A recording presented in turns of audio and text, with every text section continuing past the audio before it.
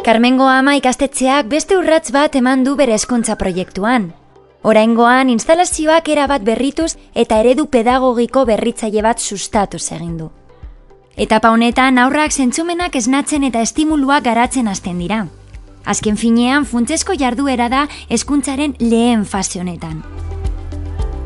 Haurtzaindegiko hezkuntza proiektu berriak beraz egungo erronka pedagogikoei aurre egiten die.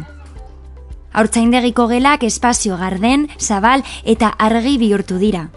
Eta horietan ikasle txikienek esperimentatzeko, zentzumen jarduerak indartzeko eta adingo iztiarren berezko estimuluei erantzuteko beharrezko elementuak izango dituzte. Horrez gain, txikienek ikasiko dute besteekin harremanak estutzen, ingurunea ezagutzen, ohiturak eta errutinak barneratzen. Eurok ongizatea sentitzen da benean, konfidantza ere zabaltzen da, indartu egiten da, eta asko errezten da gero proposatzen diren gauzetan jarrera baikor bat eta motibatua sortzea. Izan ere, gela berri horien diseinua txikien motivazioa eta interesa sustatzeko sortu da.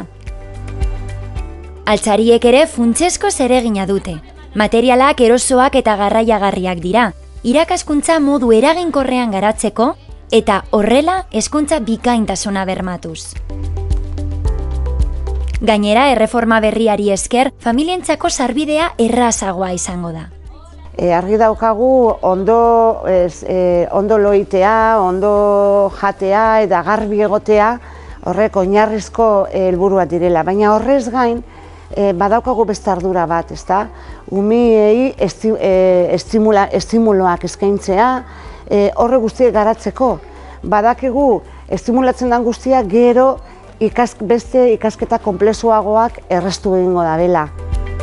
Horrela, Karmengo Ama ikastetxeak helburu argi bat lortu du. Kalitatezko irakaskuntza berritzailea eskaintzea, egungo hezkuntzak dituen beharrei erantzuten dieten instalazioetan.